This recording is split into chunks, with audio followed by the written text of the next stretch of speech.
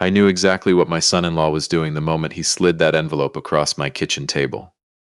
I'd seen that particular smile before, on car salesmen, on contractors, on men who thought an old retired teacher from Cobourg wouldn't know the difference between a handshake and a trap. I just nodded, picked up my coffee, and said, "I'll have my people look at it." He laughed at that. My people.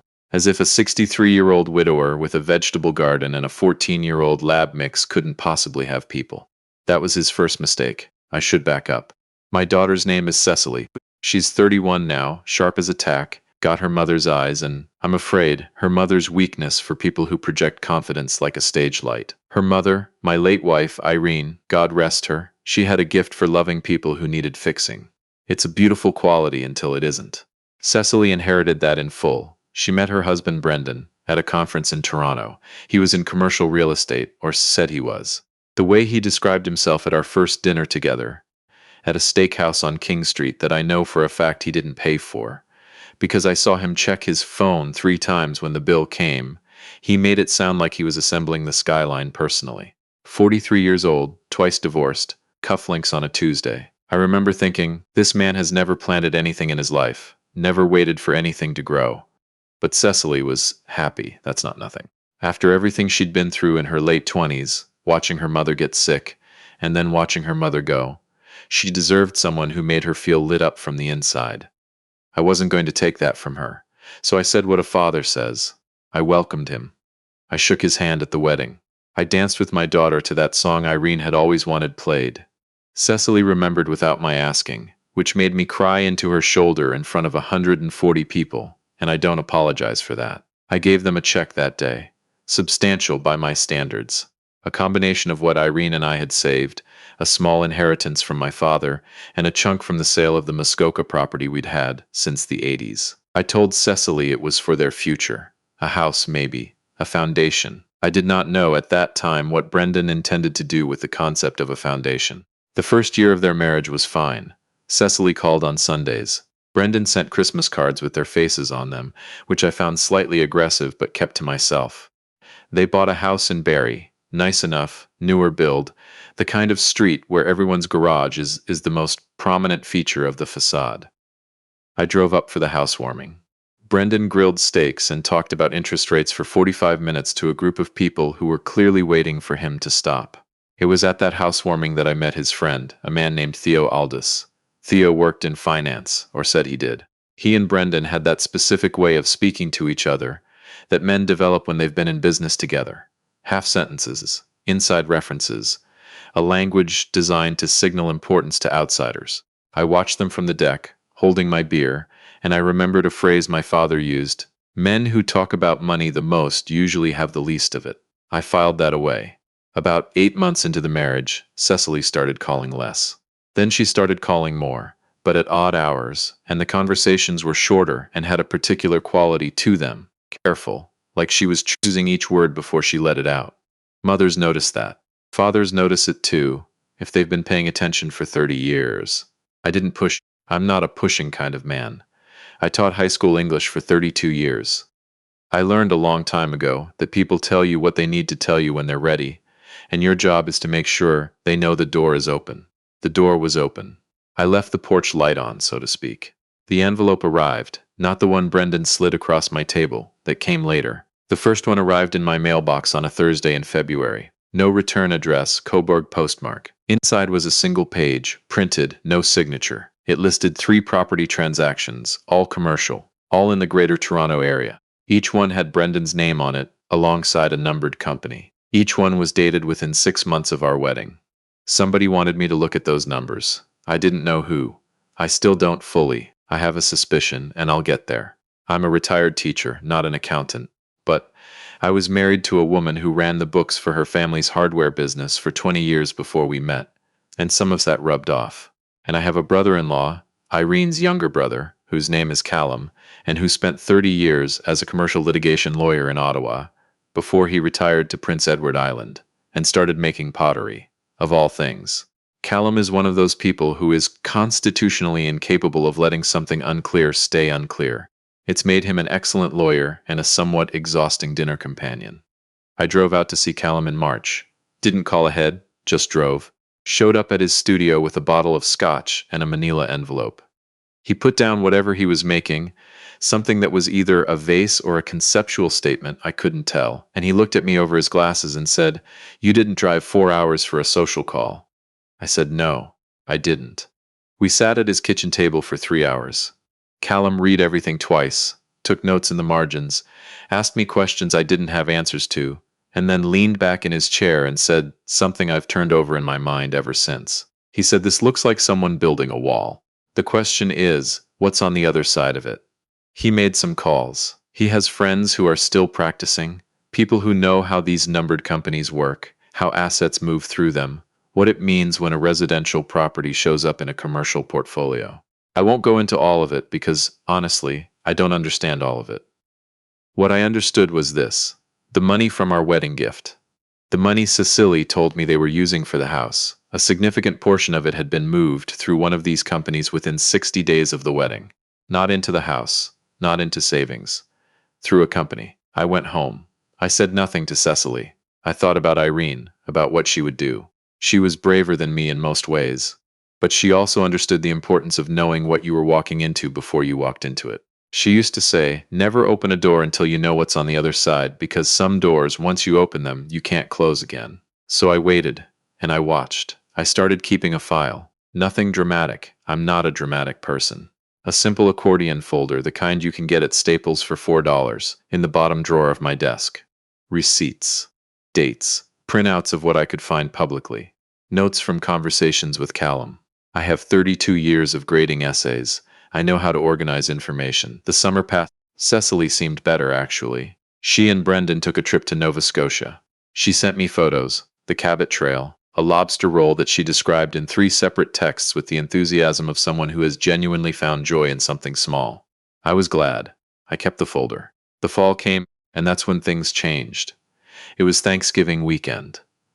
Cecily and Brendan came down to Cobourg, which was unusual.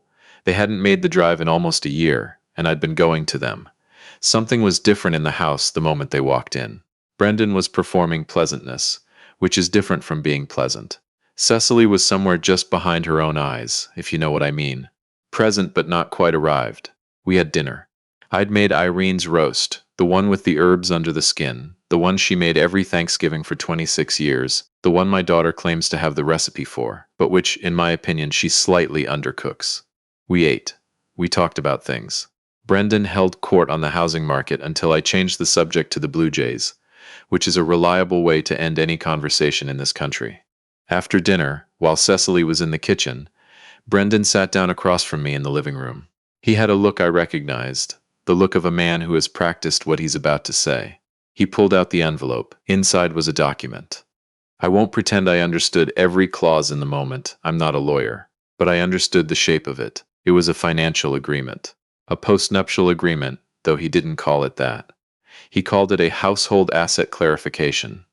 It outlined, in considerable detail, that any assets held individually prior to the marriage would remain separate, that any assets acquired through what it called individual professional activity during the marriage would also remain separate, and that in the event of dissolution of the marriage, the division would follow this outline rather than standard family law provisions. He explained it calmly. He said it was about protection. He said that given his work, the complexity of his business holdings, it was just prudent. He said Cecily was fully on board, which I noted he said while Cecily was not in the room. I looked at the document for what felt like a long time. Then I looked at him. I said, "I'll have my people look at it." He smiled. That's when he laughed. What Brendan did not know, what I had specifically never mentioned, because it simply never came up, because I'm not a man who announces things, is that I am not, in any meaningful financial sense, a retired schoolteacher from Cobourg. Let me explain. My father was a farmer. Not a gentleman farmer, an actual farmer, from a family that had been working the same land near Trenton for 4 generations. When he died, the farm passed to me and my brother having moved to Calgary 30 years prior and having zero interest in farming. We sold the land. Agricultural land near the Bay of Quinte, in the current market, is not inexpensive. It hadn't been inexpensive when we sold it either, which was roughly 12 years ago.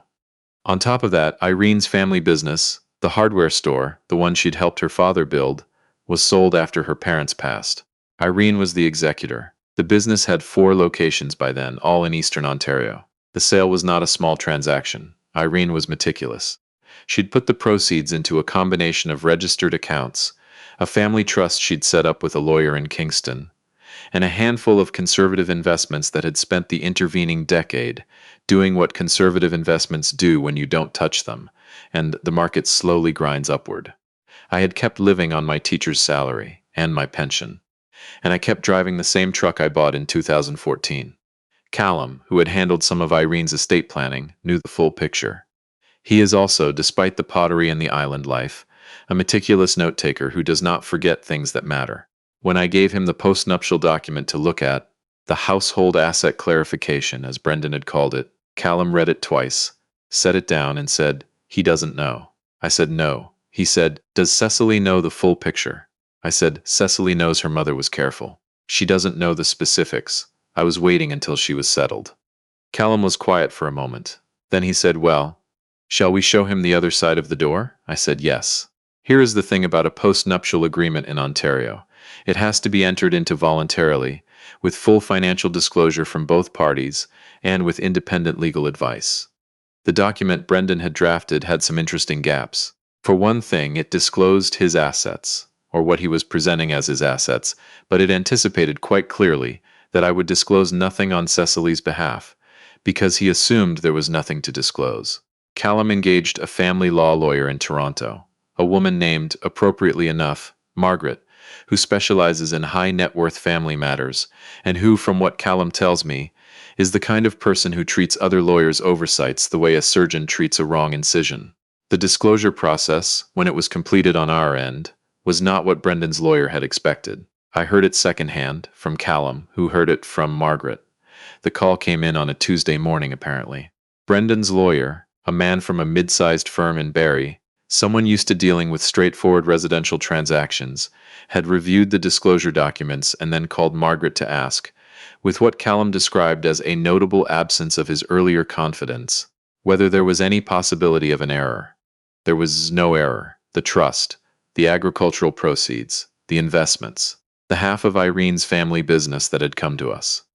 A small commercial property in Kingston that I'd bought in 2009 and rented to the same business for 15 years. Laid out on paper, all of it, as required by law. It was, by any reasonable measure, significantly more than what Brendan had disclosed on his side. I don't know exactly what was said in Brendan's house that week. I can only tell you what Cecily told me when she finally called. She called on a Saturday. It was raining, that particular gray Ontario November rain that comes in sideways off the lake and gets into everything. I was in the kitchen making soup. The phone rang and I knew, the way you know things after you've spent enough time paying attention to someone, that this was the call. She was quiet at first. Then she said, "Dad, how much did Mom leave us?" I told her. Not all the details, not right then on the phone, but enough. The shape of it. She was quiet again for longer this time. Then she said, "He asked me to sign something and I didn't understand why you'd need to see it first. He said it was routine." I said nothing your mother set up was routine. She made a sound that wasn't quite a laugh. Then she said, "He's been talking to Theo about some investment thing. He wants to use my half of whatever we have together." I let that sit for a moment. I said, "Cecily, what do you want?" Long pause. The rain against the window. She said, "I think I want to talk to a lawyer." I said, "I know a good one."